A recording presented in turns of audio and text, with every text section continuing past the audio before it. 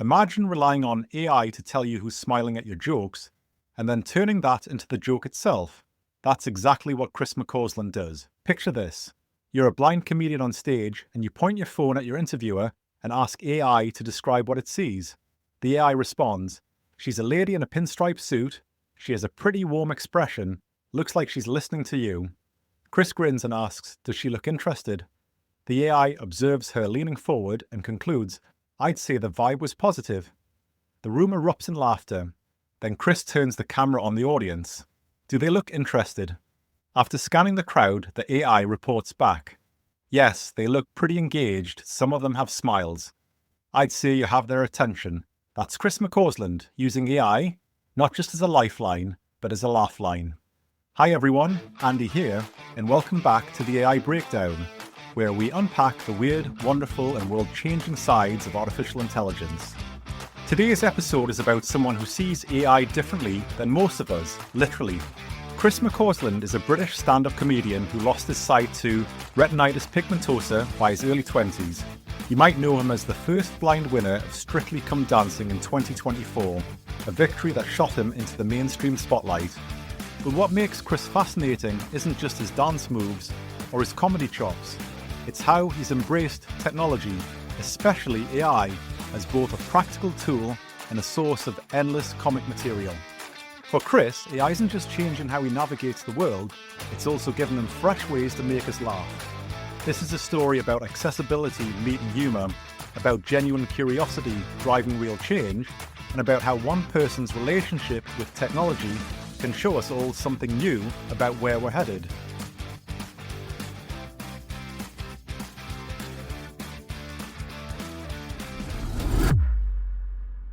To understand why AI matters so much to Chris, we need to wind back to what life was like before smartphones changed everything. Chris lost most of his sight in his early 20s. Back then, being blind meant relying on expensive, clunky specialist devices. As Chris puts it, before the iPhone came along, everything that assisted you with blindness had to be bespoke technology, ugly and grossly overpriced. These weren't just pricey gadgets, they were often impractical. Imagine needing a separate device just to read text, another to navigate, and yet another to identify objects, and none of them talk to each other. For people with disabilities, technology felt like an afterthought, something bolted on rather than built in. Then came the iPhone, and everything shifted. You think, how can a blind person use that? It's a glass screen, no buttons, Chris recalls, and they made it the most accessible and useful device I've ever experienced in my life. He calls it revolutionary, and he's not exaggerating. Suddenly, mainstream technology was accessible technology. No more hunting for niche devices or paying premium prices. The tools everyone else used could work for him too. The iPhone provided me with a level of autonomy and independence I'd not experienced before, Chris says. And now AI is doing the same. Fast forward to today, and artificial intelligence is powering the next leap in accessibility. We're talking about tools that can describe photos, read screens, identify faces, and even navigate environments. Apps like Be My Eyes connect blind users to sighted volunteers through live video calls. But now, Be My Eyes has an AI version powered by GPT-4, which can instantly describe what the camera sees without needing a human on the other end. There's Seeing AI from Microsoft, which can read text, recognize currency, describe scenes, and even identify people's emotions. Smart assistants like Siri, Alexa, and Google Assistant have become essential daily companions. For Chris, these tools have transformed everyday tasks that most of us take for granted. Online banking, booking taxis, shopping for groceries, all of it is now accessible. AI is now the biggest game changer, he says. It's not perfect, there's a long way to go, but it's already incredible. While most of us are still asking Siri to play the right song, Chris is using AI to navigate his entire world. It's reading his mail, identifying products in shops, telling him who's in a photo, even describing what people are wearing and how they're reacting to him. Chris's comfort with technology isn't accidental. Before he became a comedian, he studied software engineering at university and worked as a web designer. I was one of those kids who was only good at the things I wanted to be good at, computers and maths, and bollocks to everything else, he admits with typical candor. Even after losing most of his sight and switching careers to comedy, that tech geek identity stuck. The geek never leaves you, Chris says. This genuine enthusiasm for gadgets shapes everything he does. Chris isn't just passively using technology, he's actively experimenting with it, pushing it to see what it can do, and yes, finding ways to make it funny. In fact, his curiosity about artificial intelligence runs so deep that he pitched a TV documentary about it back in 2019, and everyone responded with, "What's AI?" he jokes. Back then, artificial intelligence was still a niche topic. Now, of course, everyone's talking about it, and Chris's pitch has finally become reality. Remember that demo from the opening? That was Chris at the RTS Cambridge Convention 2025, on stage with TV presenter Angelica Bell, using an AI vision app to literally read the room. This is brilliant on multiple levels. Chris is educating the audience about accessibility tech, showing how AI literally helps him see the room, but he's also getting huge laughs from the AI's commentary, turning what could be a serious demonstration into entertainment. It's accessibility as comedy, comedy as accessibility. And this isn't a one-off on the Staying Relevant podcast with hosts Sam Thompson and Pete Wicks. Chris introduced them to an AI app that guesses your age from a photo. They tried it a year earlier, and the AI had rather cheekily overestimated Pete's age, much to everyone's amusement. So naturally, they had to revisit it. Chris scanned Pete's face with the app to see how much he'd aged or de-aged since last year. The AI's estimate prompted howls of laughter. The hosts joked that the AI had done Pete dirty again. It's a silly bit, but it shows Chris's genius for finding comedy in AI's imperfections. These tools aren't always accurate, and sometimes that's part of the fun. Chris's tech curiosity has now culminated in a BBC Two documentary called Chris McCausland, Seeing into the Future.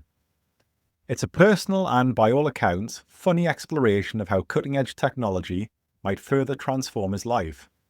I've always been a tech nerd, and now I can't wait to finally get to count this indulgence as work, Chris says with obvious excitement.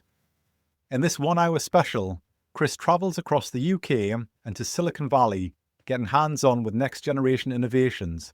Robots, driverless cars, AI assistants, smart glasses, you name it. As he put it, he's champing at the bit to find out what the future holds and to try out the latest gadgets before anybody else can. But this isn't a dry tech showcase. Chris infused the journey with his trademark wit. "I'll try and make friends with some robots," he jokes, because it probably won't be long until they're in charge of us all. During his trip, Chris got to ride solo in a fully driverless car in San Francisco.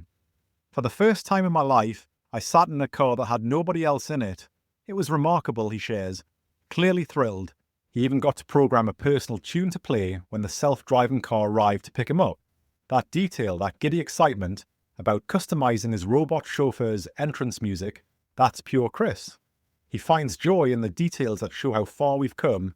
Throughout the documentary, Chris makes a powerful observation about accessibility. The beautiful thing about accessibility is that it's generally considered for a small group of people who absolutely need it, but it ends up benefiting far more people. Accessibility creates a better experience for everybody. Think about it. Curb cuts were designed for wheelchairs but help parents with strollers, delivery workers with carts, travelers with luggage. Voice-to-text was built for accessibility but became universal. The same pattern holds for AI, innovations designed to help blind users describe images or transcribe audio end up making everyone's lives easier. Chris's experiences mirror a broader AI for accessibility movement that's quietly transforming millions of lives. Blind people navigating cities, deaf people following conversations through real-time captions, people with motor disabilities controlling devices with their voice. These aren't futuristic dreams, they're happening now. What makes Chris's story powerful is how he embodies both sides of this technology. AI genuinely empowers him, giving him independence and information, but he refuses to treat it as sacred. He pokes fun at it, tests its limits, shows us its quirks. When someone finds artificial intelligence both useful and funny, that's when you know the tech has hit something human. It's not perfect, there's a long way to go, he reminds us, but it's already incredible. That balance matters, acknowledging limitations while celebrating progress. By winning Strictly and reaching millions of viewers, Chris has shown that blindness doesn't stop someone from succeeding at things once thought impossible. Now he's showing those same millions how technology can empower people with disabilities, and he's doing it the best way he knows how, by making us laugh. His comedy breaks down barriers and invites people in. Whether joking about his old guide dog, maybe he was deaf, which would be ironic, or riffing on how these days I prefer to just get an Uber, Chris makes disability relatable and technology fun. His message is simple but profound. For Chris, AI doesn't replace his independence, it enhances it. The relationship is symbiotic. AI helps him navigate the world, and he helps us navigate our relationship with AI. He shows us that accessibility isn't a niche concern, it's a universal design principle, and he reminds us that technology at its best serves everyone. That's all for this episode of the AI Breakdown. If you enjoyed the story, subscribe and share it with someone who needs to hear about AI's better angles. Thanks for listening, and see you next time.